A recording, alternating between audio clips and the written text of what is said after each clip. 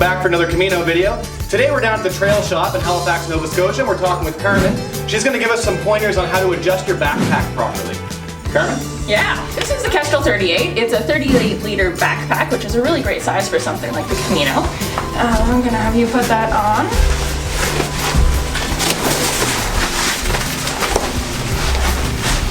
Alright, and so you want to put the hip belts so that they're about half above and half below the top of your hip bone. One easy way to find that, if you're not super sure, is to hinge at the hip slightly and then do up the hip belt as low as you can. And that's a really good way to find that hip belt sweet spot. So now, looking at this, we've got a bunch of space here between the shoulder blades, and that's a sign of an ill-fitting pack. Looks like the torso length is too long right now. So I'm going to get you to take that off, and I'll shorten that for you. There you go. Yeah, sometimes it takes a few tries to get it to the right spot, but we'll get you there. All right. Oh, perfect. So now we don't have any space in the hip or around the shoulder blades. Cool. Okay. So now that we've got the hip belt and the shoulder straps in the right spot, we just want to adjust the shoulder straps so they're at a comfortable tightness. And it looks like it's probably okay for you already. Yeah, they look cool. They feel great. Next strap to do up is the sternum strap. And that just helps add stability to the pack, so it kind of helps it not shift so much as you're walking. So you want it to be snug but not pinching anywhere. The last straps that you can adjust are these loading straps, or the loaders. So those you want kind of in a neutral position for most of your walking, but when you're going uphill you can snug them down just by pulling this, and that helps bring some of the weight in the pack forward, which helps you keep that forward momentum as you're going uphill. You can do the opposite when you want to go downhill by lifting up the tabs and easing off some of that weight. This helps shift the weight back and gives you a little extra braking as you're going down a hill.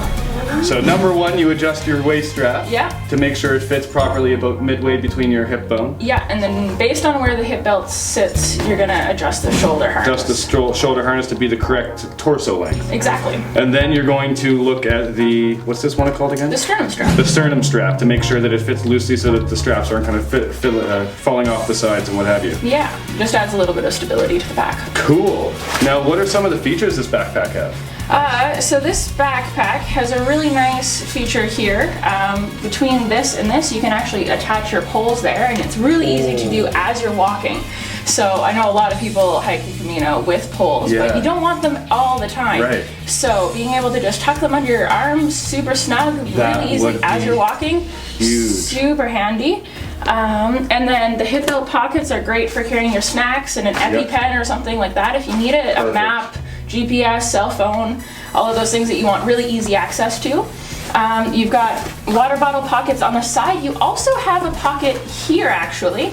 You can attach your hydration bag to this loop, and it will hold the water up a little bit so it doesn't all just pool at the bottom. And then you can have your the tube for the hydration bag coming down the shoulder strap. So really convenient drinking on the trail. That is fantastic. So this is an epic bag. It looks like it has something for every pilgrim that might do the Camino, but are there other options for bags if you don't want something as bulky and big as well? Yeah, absolutely. There's the Talon. This is a 33-liter bag. It also has things like the hydration loop up here. It doesn't have quite as many internal pockets and access points, but it's a much lighter bag for those who want to go kind of fast and light. Excellent. Yeah. And it's very bright. It is very bright. High vis, always a good thing.